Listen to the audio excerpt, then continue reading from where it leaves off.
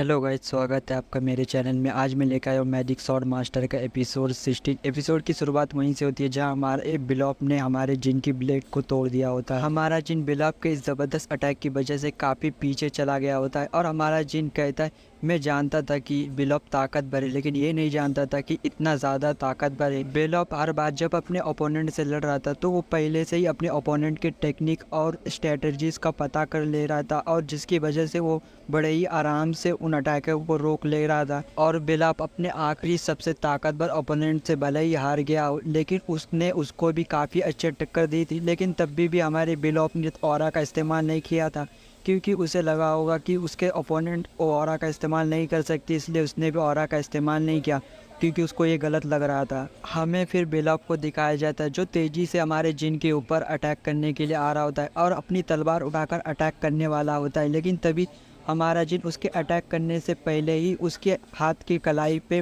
ज़ोर से मारता है, जिसकी वजह से बिलॉप का तलवार गिर जाता है उसके हाथ से। तभी हमारा जिन जल्दी से उसके पीछे आकर उसके गले को पकड़ता है और ज़मीन पर बैठ जाता है और ज़ोर से दबाने लगता है। और बिलॉप अपने गले से जिन के हाथ को छुड़ाने की कोशिश करता है, लेकिन छुड़ा नहीं पाता और हमारा जिन वैसे ही कुछ देर पकड़ के रखता है और कुछ देर बाद ऐसे ही कुछ सोचता है और उसे छोड़ देता है। फिर बिलॉप को जैसे ही हमारा जिन छोड़ देता है वैसे ही बिलॉप खांसने लगता है और हमारे जिन से कहता है आप रुक क्यों के, आपने तो कहा था कि आप मुझसे लड़ना चाहते तो ऐसा ही तो हो रहा था, तो आप अचानक इस फाइट को क्यों ख़त्म कर रहे हैं? क्या आप बस मेरे साथ खेलना चाहते थे या फिर आप इन लोगों के सामने मेरा मजाक उड़ाना चाहते थे? और बिलॉप हमारे जिन के ऊपर चिल्ला के कहता है अब बताइए यंग मास्टर आप ऐसा क्यों कर रहे थे? फिर हमारा जिन जो अब तक बिलॉप की बातें चुपचाप सुन रहा था वो कहता है तुम सोच भी नहीं सकते कि तुम्हें इस तरह उकसाना मुझे भी कितना ज़्यादा दर्द पहुंचाता है।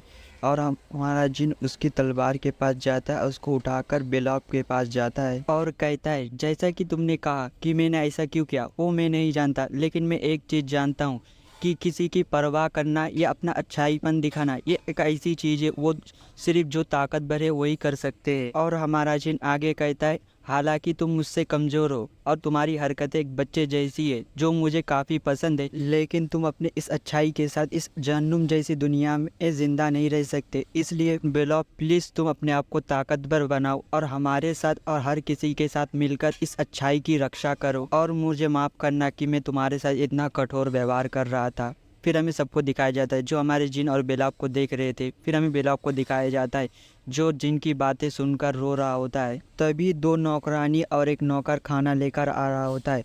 उसमें से एक नौकरानी कहती है यहाँ क्या हो रहा है, क्या ट्रेनिंग अभी तक ख़त्म नहीं हुआ है, क्या हम बाद में आए? फिर जिन उन नौकरानियों से कहता है यहाँ सब कुछ ठीक है और हमारा ट्रेनिंग भी ख़त्म हो चुका है, अब तुम खाना ला सकती हो। फिर हमें बिलॉप को दिखाया जाता है जो अपने आंसुओं को पोंछते हुए कहता है यंग मास्टर आप जाके अपना खाना खा लीजिए।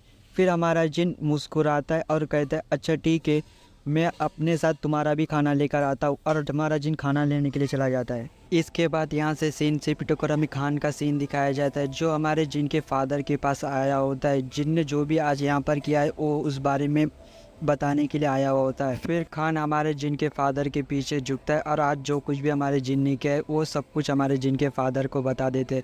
फिर जिनके फादर जो आराम से बैठे हुए थे तो वो अचानक हंसते और कहते हैं अच्छा ऐसा है, मेरे छोटे बेटे को उन पर इतना ज़्यादा यकीन है, वो ताकतवर होकर कमज़ोरों को गले लगा रहा है। अगर ये बात है तो फिर हमें ज़रूरत है उन्हें देखने की कि हमारे छोटे बेटे की यकीन की क्या कीमत है।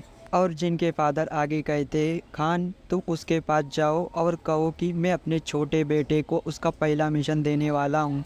फिर खान कहता है अच्छा ठीक है और वहाँ से चला जाता है। दोस्तों यहाँ नहीं बताया जाता कि जिनके फादर ने खान को किसके पास भेजा है। इसके बाद यहाँ से सीन शिफ्ट होकर हमें एक साल बाद का सीन दिखाया जाता है जहाँ हमारा जिन एक साल में क्या हुआ वो बता रहा होता है। हमारा जिन कहता है बेलाब से लड़ने के बाद कुछ दिनों बाद ही हमारे स्कूल का फर्स्ट हॉलीडे शुरू हो गया और सभी स्टूडेंट या तो अपने घर चले गए या फिर उन्होंने खुद को और ज़्यादा ट्रेनिंग करके और ताकतवर बनाया, और अब मुझे 15 साल की उम्र में ही 3 स्टार नाइट का दर्जा दिया गया है और अब मैं इंटरमीडिएट रैंक क्लास में आ गया हूँ। दोस्तों इससे पहले हमारा जिन बेसिक रैंक क्लास में था अब इंटरमीडिएट रैंक क्लास में आ गया है। मैं जैसे ही इंटरमीडिएट रैंक क्लास में आ गया उसके बाद से हमें उस लकड़ी की बेकार सी तलवार को चलाने की ज़रूरत नहीं है, अब हम असली की तलवार यूज़ करते हैं। और हमारा जिन आगे कहता है सारे स्टूडेंट अपनी मन मर्जी के मुताबिक तलवार ढूंढने के बजाय उन्होंने अपनी मन मर्जी की तलवार बनाना पसंद किया, और मैंने अपने परिवार के वेपन स्टोरेज में जो तलवार मुझे अच्छे से सूट करे उसे ढूंढने की कोशिश की। लेकिन हमारा जिन अपने मन में ये सब कह रहा था कि तभी वहाँ लूना आती है और कहती है मुझे काफ़ी दिक्कत हुआ ऐसी तलवार ढूंढने में जिसका तुम अच्छे से इस्तेमाल कर सको। फिर हमारा जिन हमें बता रहा होता है कि लेकिन मैं अपनी तलवार खुद नहीं चुनूंगा बल्कि मेरी तलवार सिस्टर लूना चुनेगी। फिर हमें 1 महीने पहले का सीन दिखाया जाता है जहाँ लूना जिन को हिलाते हुए कहती है जिन प्लीज़ मुझे तुम अपनी तलवार चुनने दो, और हमारा जिन आखिर में मान जाता है। फिर हम प्रेजेंट में आते हैं जहाँ हमारा जिन आगे बताता है कि लेकिन सिस्टर लूना हथियार के मामले में मुझसे काफ़ी ज़्यादा बेहतर है, इसलिए मुझे पूरा यकीन है कि जिस तरह का तलवार मैं चुन सकता था उससे काफ़ी ज़्यादा बेहतर तलवार चुनेगी मेरे लिए। हमारा जिन हमें ये सब बता ही रहा था कि तभी लूना एक बड़ी सी तलवार को निकालता है। हमारा जिन जैसे ही उस तलवार को देखता है तो उसके तोते उड़ जाते हैं। फिर लूना हमारे जिन को उस तलवार के बारे में बताने लगती है। लूना कहती है ये व्हील स्लॉटर है, इसका इस्तेमाल जब मैं तुम्हारी उम्र का था तब मैं करता था, और अगर इसकी आकार की बात की जाए तो जो तलवार मैं अभी यूज़ करता हूँ करांटेल लगभग उसके जैसी ही है। तो बताओ जिन तुम इस तलवार के बारे में क्या सोचते हो। हमारे जिन को दिखाया जाता है जिसका मुंह इस तलवार को देखकर लटक जाता है। फिर हमारा जिन कहता है मैं शुक्रगुजार हूँ आपका मेरे लिए इस तलवार को चुनने के लिए, लेकिन मुझे नहीं लगता कि ये तलवार मेरे लिए बनी है। फिर लूना कहती है अच्छा ऐसी बात है, मैं समझ सकती हूँ, मैं तो बस मजाक कर रही थी। फिर हमारा जिन अपने मन में कहता है मुझे नहीं लगता कि वो मजाक कर रही है, लेकिन व्हील स्लॉटर भले ही काफ़ी अच्छी तलवार है लेकिन वो काफ़ी भारी है, इतना नहीं कि मैं उतना संभाल ना सकूं, लेकिन फिर भी वो काफ़ी भारी है, मुझे नहीं चाहिए। फिर लूना जिन की तरफ देखती है और अपनी उस तलवार को नीचे रख देती है और कहती है अच्छा ठीक है मैं यहाँ आई हूँ तो तुम्हें दूसरी तलवार भी दिखाती हूँ, और हमारे जिन को लेकर वेपन स्टोरेज में चली जाती है और कहती है मैंने सच में तुम्हारी तलवार चुनने के लिए काफ़ी ज़्यादा मेहनत की है, मैंने सोचा कि क्या तुम्हारे लिए सबसे ज़्यादा बेहतर रहेगा और तुम किस किस तरह का तलवार इस्तेमाल कर सकते हो, और तब जाकर मुझे इसका ख्याल आया क्योंकि तुमने सिलेक्शन सेरेमनी के दौरान हमारी पैट्रियाज की बारिसाडा तलवार को चुना था, इसलिए ये तुम्हारे लिए सबसे ज़्यादा बेहतर रहेगा। हमारा जिन जैसे ही उस तलवार को देखता है तो वो कहता है इस तलवार का नाम ब्रैडामांटे, ये हमारे फर्स्ट पैट्रियार्च लॉर्ड टेमर की भाई की तलवार है।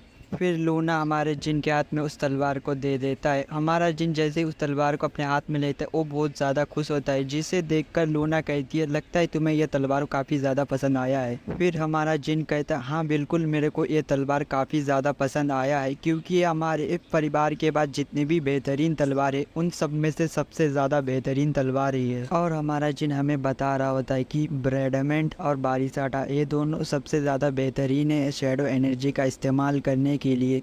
हमारा जिन और आगे कहता है इस तलवार को हासिल करने के लिए मुझे बहुत ज़्यादा मेहनत करनी पड़ी कि सिस्टर लूना इस तलवार को मेरे लिए चुने, क्योंकि मैं इस तलवार को खुद चुन नहीं सकता था, क्योंकि अगर मैं इस तलवार को चुनता तो मेरे भाई बहन भी इस पर सवाल उठाते क्योंकि ये तलवार उन लोगों के लिए सबसे ज़्यादा बेहतर है। इसलिए मैंने हार मान लिया क्योंकि मैं कोई दिक्कत में पड़ना नहीं चाहता। फिर हमारा जिन लूना से कहता है मैं नहीं जानता कि मैं आपका शुक्रिया अदा किस तरह से करूं, क्योंकि अगर मैं शुक्रिया भी करूं तो इसके लिए काफ़ी ज़्यादा कम है। फिर लूना कहती है मैं ये नहीं सुनना चाहती थी जिन, मुझे लगता है कि तुम अभी तक मुझ पर पूरी तरीके से भरोसा नहीं कर पाए हो, इसलिए मुझे लगता है कि मैं निराश होने वाली हूँ। फिर हमारा जिन कहता है नहीं ऐसा नहीं है। फिर लूना कहती है क्या सच में, लेकिन तुम मुझे पहले ही निराश कर चुके हो, इसलिए तुम्हें मेरे निराश दिल को आराम पहुंचाना होगा, तो तुम अपनी आंखें बंद कर लो, अब हम अपनी ट्रेनिंग को शुरू करने वाले हैं। जिन कहता है अच्छा ठीक है। फिर लूना कहती है तुम जानते तो हो ना कि मैं किस बारे में बात कर रही हूँ।